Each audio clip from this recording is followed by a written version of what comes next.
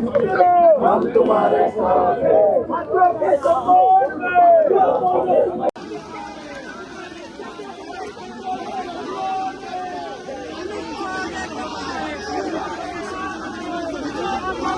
काय सांगाल, एवढ्या भर पावसात तुम्ही आंदोलन करत आहात, पोलीस सुद्धा इथे आलेले आहेत?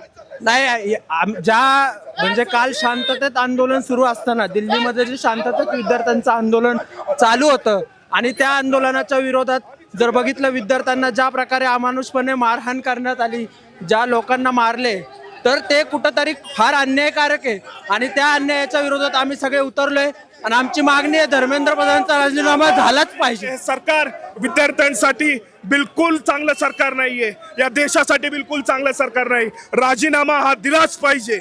एवढ्या भर पावसात सगळे आंदोलक एकत्र आले, तिथे पोलीस सुद्धा आले नाही मॅडम, पाऊस वगैरे नाही। मी आज सगळ्यांना सांगतो, रक्त सांडासांडी जरी झाली तरीही आम्ही युवक काँग्रेस असेच सगळीकडे उभे राहणार। धन्यवाद। काय सांगाल, एवढ्या भर पावसात इथे आंदोलन सुरू आहे आणि पोलीस पण आलेत?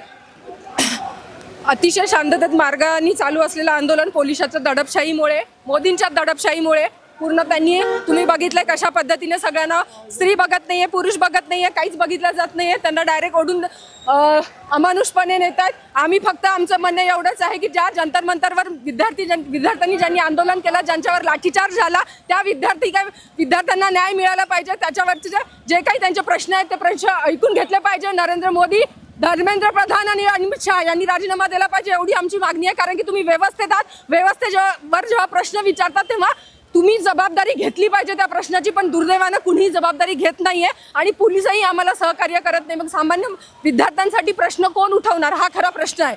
काही आंदोलकांशी आपण संवाद साधूयात। काय सांगाल, इथे आंदोलन मोठ्या भर पावसात इथे आंदोलन चालू आहे? नाही, आज ज्या तुम्ही पाहिलं असेल जंतर मंतर मध्ये शांततेच्या मार्गाने हजारो विद्यार्थी आंदोलन करत होते, पण त्यांच्यावरती ज्या पद्धतीचा लाठीचार्ज झाला, ज्यावरती त्यांना अश्रू वायूचा त्यांच्यावर मारा केला गेला आणि मुली असतील, महिला असतील, कोणीही बघितलं नाही, सगळ्यांना पोलीस बेरहमीनं मारत होते आणि त्याचा विरोध करण्यासाठी आज आम्ही आंदोलन केलं। मुरलीधर मोहोळ केंद्रात मंत्री आहे आणि त्यांच्या दारामध्ये आंदोलन करण्याचं ही गोष्ट आहे, कारण की ते जाऊन त्यांच्या आकांना, नरेंद्र मोदींना, अमित शहाला सांगतील की देशातील जनता हे तुमच्यापासून ग्रस्त आहे आणि धर्मेंद्र प्रधानचा राजीनामा द्या। अमित शहानी पण राजीनामा दिला पाहिजे। ज्या पद्धतीने देशाच्या भविष्यावर लाठीचार्ज करण्याचं काम त्यांनी केलेलं आहे त्या सगळ्याचा निषेध आहे। आता फक्त ट्रेलर आहे, येणाऱ्या काळामध्ये या संबंध देशामध्ये, महाराष्ट्रामध्ये तीव्र मोठा लढा आम्ही चालू करतोय।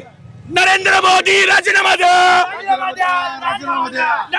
या देशामध्ये फक्त आपण विदाउट परमिशन श्वास घेऊ शकतोय, एवढंच राहिलं देशामध्ये। प्रत्येक गोष्टीला जर कोणी आपले आवाज उठवायचा प्रयत्न केला त्याला दाबण्याचं काम हे सरकार करतंय। त्या सरकारचा निषेध करण्यासाठी आज आम्ही